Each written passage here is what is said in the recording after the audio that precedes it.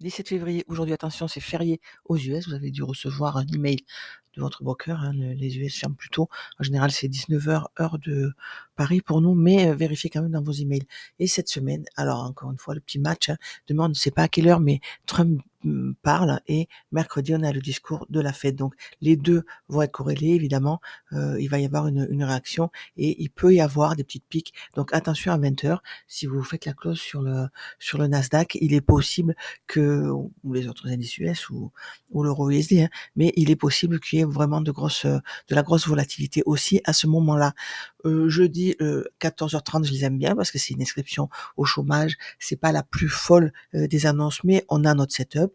14h30, volatilité, on prend liquidité et on nous laisse en général un setup. Donc ça, j'aime bien. Je ne serai pas in à 14h30, mais évidemment, je vais voir ce qui se passe et comment s'ouvre le marché ensuite. Et vendredi, alors on a les PMI services US ici.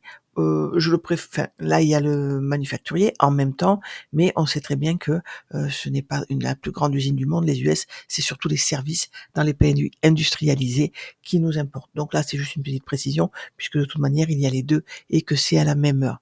Et à 16h, vente de logements neufs. Donc, quand il y en a deux à un quart d'heure d'écart, attention, on peut avoir vraiment le retour de bâton à 16h. C'est-à-dire un deuxième setup, une deuxième grosse prise de liquidité qui, très souvent, va chercher les stops des gens qui se sont placés après la première annonce. Donc, attention vendredi. Et encore une fois, ça va être une journée tronquée, une journée avec un lundi férié aux US. Donc, nos statistiques risquent d'être un petit peu moins bonnes. Donc, quand c'est comme ça, évidemment, on réduit un petit peu la voilure ou on attend. On attend des setups un peu plus sérieux. De toute manière, sans concurrence, moi je ne rentre pas. Sans mes 20 points, au moins pour prendre un partiel, je ne rentre pas. Et je vous conseille vraiment d'adopter une attitude similaire. Il faut vous payer. 20 points, on se paye. Vous avez passé du temps, vous avez trouvé la bonne entrée, même si et le prix se retourne, il faut se payer. Donc avec 20 points d'amplitude sur la première liquidité au minimum, évidemment, vous vous payerez et ça va vous déstresser. C'est très très important. Donc aujourd'hui sur le DAX, nous avons ouvert au-dessus du prix de clôture, on peut le voir là, nous sommes en weekly. Cette belle impulsion nous laisse toujours la même question sur la bougie suivante, quelle que soit l'unité de temps. Est-ce que la semaine actuelle va nous laisser une imbalance ou est-ce qu'on va aller se reconnecter à ce market shift ici au 22 034? Nous sommes en daily. Pourquoi? Je vais vous montrer des gaps d'ouverture. Donc, on a évidemment tracé le plus haut et le plus bas de vendredi, la liquidité disponible au-dessus de nous. Et ça, vous voyez que c'est le gap d'ouverture entre mercredi et jeudi. Le gap d'ouverture entre jeudi et vendredi a été baissier, je l'ai enlevé parce qu'évidemment ça fait trop de choses sur les graphes. Il est noté sur un papier. Ça, je vais les enlever aussi. J'ai tous mes niveaux notés à part. Bon, moi c'est sur, je l'écris. Vous pouvez le faire sur une tablette, sur un PowerPoint, sur ce que vous voulez. Mais notez vos niveaux et épurez vos graphiques. Sinon, c'est vraiment compliqué à trader. Ici, ce que je vais vous montrer, c'est que vous voyez ce gap là entre la clôture de jeudi et l'ouverture de vendredi, nous sommes en daily. Donc on va passer à M15 et je vais vous montrer quelque chose. Là, nous sommes dans les heures de trading au-delà de Francfort, c'est les mêmes que les US. On a les heures de trading réguliers. Ici, on peut voir les Asian, on va le rajouter. Voilà, on a nos Asian box ici et on peut passer en heure de trading, voilà, où on ne les a pas. C'est ce que je vous expliquais. Comme d'habitude avec le DAX, ça complexifie un petit peu plus. On a aussi les horaires de trading allemand ici, la bourse de Francfort. C'est encore un peu différent. Et ce que je voulais vous montrer, c'est que, regardez, on va se mettre daily à gauche, on va prendre ce gap d'ouverture ici entre mercredi et jeudi. Visuellement, on voit bien qu'on ouvre à cette heure-là. Et à droite en M15, on est ici dans l'heure de trading avec l'Asian visible. On voit que c'est cet open-là qui est pris en compte pour la bougie daily. Donc voilà, on va maintenant passer au plan du jour, mais non sans avoir fait un petit récap de la journée de vendredi qui était très intéressante. Donc, pour cette journée-là, on voit qu'on avait pris un BOS ici, avec la clôture au-dessus de l'ancienne liquidité, et qu'ensuite on a fait la même chose en dessous, hein, quand on avait cassé ce niveau, on a créé ce lot et on a clôturé en dessous. Nous sommes donc dans cette trend-là. Et regardez le prix, vendredi pardon, après avoir pris, l'Asian, on a été chercher le premium de, notre trend. J'avais noté le point médian de cette mèche, on le voit en 4 heures à gauche ici, et c'est pile là-dessus qu'on a été le chercher. Il était en confluence avec cette imbalance baissière. Donc ce setup était très très bien. Il était en début de lunchbox, hein, fin de kill zone de Paris, et on a eu notre beau retracement. Voilà pourquoi il nous faut des niveaux, parce que ce niveau-là réagit, ce n'est pas l'heure, ça réagit, ok, on rentre ou on ne rentre pas, mais on sait qu'en dessous de nous, on a nos open. Donc ça doit baliser le trading. Ici, quand on a notre setup, on doit avoir notre stop maximum sur le haut de cette bougie, parce qu'il n'y a plus rien, il n'y a plus de liquidité en dessus. La dernière, elle est là. On peut avoir ici l'inducement, hein, le dernier petit haut avant la chute, mais notre stop doit être sur le haut de cette bougie-là. On se trompe ou on se trompe pas, mais ça fait partie du jeu. Ça fait partie du trading. C'est logique. On est en premium, on a un setup baissier où le prix peut remonter, il peut remonter jusqu'à ce niveau-là. Si on clôture en dessous, de toute manière, si on y va, ce n'est pas un reversal, c'est juste un retracement. Alors après, on peut tracer toutes les confluences qu'on a, mais encore une fois, je vous conseille vraiment de prendre l'habitude de les noter à part pour pas avoir ce genre de choses sur votre graphique. C'est beaucoup trop chargé. On avait cet order block ici qui a réagi pour créer la fameuse trend dans laquelle nous sommes encore. C'est de la liquidité interne, ça résiste, on a du mal à avoir, on le voit en H4, on n'a pas d'imbalance, et notre prix retrace vers nos open. Ici, c'était le 8h30 de vendredi, et ici, le minuit de vendredi. On a été le chercher, repassage en premium comme on sait faire, et imbalance baissière qui fonctionne. On ne prend pas ce lot. À ce moment-là, c'est un retracement. On est toujours dans la liquidité interne. Donc, on ne sait pas si notre open de minuit, nous sommes dans la lunchbox, va nous renvoyer au-dessus. On va prendre cette liquidité et regardez, on a après un éclaircissement. Cet order block fonctionne et impulsion baissière. Et on va chercher quoi? Le point médian de la bêche. Donc tous ces niveaux sont des objectifs. Quand on prend un setup comme ça, parce qu'on est en premium, parce que on a toutes les confluences qu'on a vues plus tôt, on a des objectifs en dessous de nous. Ça doit nous conforter. Ce point médian de la mèche, il n'y a aucune bougie qui clôture en dessous. On va faire le plus bas de vendredi avec une mèche, mais regardez, rien ne clôture en dessous. Et c'est reparti. Je l'ai laissé ce 8h30, regardez sur quoi on vient de buter. On n'a pas été chercher l'Asian High, mais le prix a du mal à traverser encore ce niveau de 8h30. Donc, vous voyez que ce sont des niveaux vraiment solides et des points qui peuvent baliser, c'est des béquilles pour baliser notre trading. Comme je vous l'ai dit, ICT a encore, nous en a donné encore une autre avec la première imbalance M1 créée après minuit, donc minuit New York, et avant minuit 30, on va chercher une imbalance M1 ici, et elle va jouer le rôle un petit peu comme notre prix à 10h du lundi pour toute la semaine. C'est une liquidité temporelle, et il va faire pareil, lui, avec les US, évidemment, sur la première demi-heure de trading de New York, c'est-à-dire de 9h30 à 10h. Il va chercher la première imbalance, et en général, le prix va y retourner. Et bien, nous, sur le DAX, on va faire la même chose, avec la première imbalance qui va se créer entre 9h et 9h30 pendant l'open. Et remontez vos graphes, ne le croyez pas, c'est très édifiant.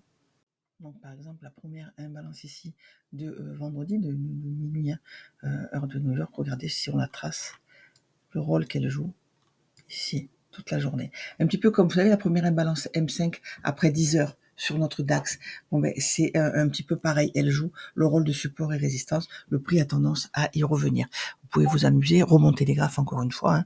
Donc il y a sur le DAX 3 moments où on peut faire cette petite imbalance M1, c'est à minuit heure de New York, la première imbalance de la première demi-heure. L'open de Londres, donc de 9h à 9h30, et l'open de New York de 9h30 à 10h, ça c'est heure de New York. Donc amusez-vous, remontez les graphes et voyez, faites-vous votre propre opinion. C'est encore une fois, c'est un concept ICT, vous le faites, vous ne le faites pas, ça vous parle ou ça ne vous parle pas, mais ça existe et je trouve que c'est une jolie béquille. Donc je vais maintenant mettre à jour mon graphe et on va faire le plan du jour. Petit avantage si on utilise, les horaires de Francfort, c'est qu'on a une ouverture à 8 heures qui nous laisse donc ce, gap d'ouverture ici de début de semaine, de début de journée pendant, les heures officielles. Donc on va s'en servir évidemment avant l'open parce que, si on se sert, des heures, américaines, on voit, on a vu que, le gap se fera avec le prix de 9 heures. Donc on peut tracer ce, gap-là et revenir à nos horaires de trading avec réguliers avec l'Asie pour faire notre petite analyse. Donc ceci étant dit, on a vu qu'on avait cette immense impulsion haussière. On va se demander si la bougie weekly va nous laisser une imbalance haussière. Ce qu'on peut remarquer, c'est qu'on a été chercher le haut de ce gap-là. Voyez le volume imbalance? Là, on n'a pas d'imbalance, on n'a rien du tout. La première imbalance commence en dessous et le prix s'est arrêté avant. On n'a pas été chercher ce niveau-là. Je vous montre H4 à gauche. On a réagi sur le haut du gap et dans ce volume imbalance ici. Est-ce que ça suffit?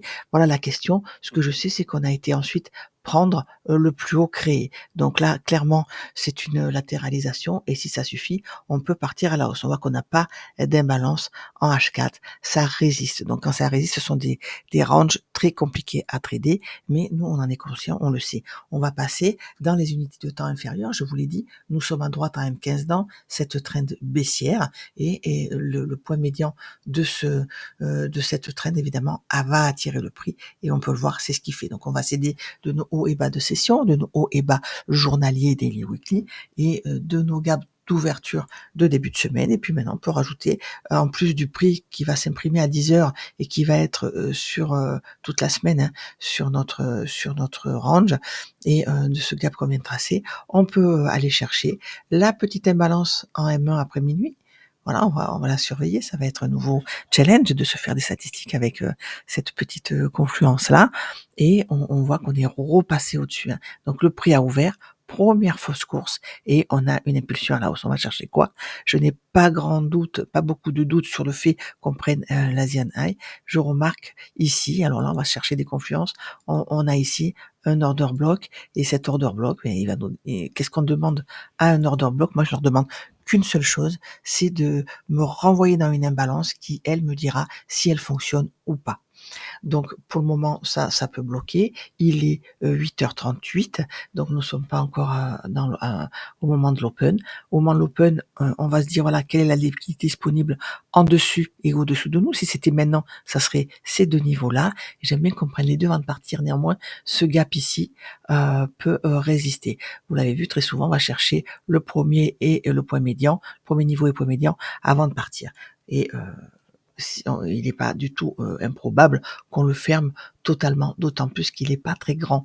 Donc voilà, le prix nous prépare son setup de la matinée. Vous voyez que ça, en H4, il reste 21 minutes pour clôturer cette bougie. Donc si elle clôturait comme ça voudrait dire quoi? Qu'on a eu une première impulsion baissière et qu'on a fait des equals ici, et qu'au-dessus de nous, en H4, on n'a pas d'imbalance. Donc le prix peut très bien aller chercher le point médian de la mèche. Tiens, ça correspond aussi au point médian de notre gap d'ouverture ici, pour aller finir le travail, chercher la liquidité au-dessus. Donc cette liquidité interne, le point médian de cette mèche ou notre plus haut de vendredi. Bon, évidemment, il peut tout casser comme il sait le faire ces derniers temps. Donc voilà, ne vous laissez pas trop impressionner, surveillez vos niveaux. Et encore une fois, moi je scalpe. Pourquoi? Parce que si j'ai un setup avec 20 points d'amplitude, je peux le prendre parce que je me paye au bout de 20 points. Donc pour en revenir au weekly ici, on voit ce gap-là et regardez les 22 572, qu'est-ce que c'est? C'est l'ouverture de hier soir. Donc visuellement, la bougie weekly tient compte de l'ouverture de dimanche soir, pas de celle de lundi. On voit que pendant les heures de trading électronique, on est retourné chercher ce niveau, on est retourné équilibrer le marché. Hein, les robots qui fonctionnent quand la bourse est fermée rééquilibrent le marché. Ils font que deux choses, ils font ça, ils vont chercher des déséquilibres et ensuite aller chercher de la liquidité disponible en dessus ou au-dessous selon le sens. Donc une fois qu'on a rééquilibré, on a eu ce petit setup et boum, on est remonté où? Sur notre open de minuit, c'est magique. Donc voilà, on va agrandir ici à droite le M15. Nous sommes là, on a créé le 8h30. On va voir si on va passer en dessous pour aller chercher le lot de cette bougie-là. Regardez, on a une imbalance ici qui est au-dessus de notre première imbalance de minuit. On peut réagir sur le minuit pour ensuite partir à la hausse, travailler, cet order block, travailler le point médian de notre mèche weekly de la semaine dernière. Donc vous l'avez compris, je voudrais bien qu'on aille chercher un petit peu ces niveaux, mais là, je ne peux pas le savoir. Pourquoi? Parce que, on a pris le seul, indice que j'ai, c'est qu'on a pris l'Asian Low et qu'on est parti à la hausse. Donc je ne peux que supposer qu'on va aller travailler les niveaux au-dessus.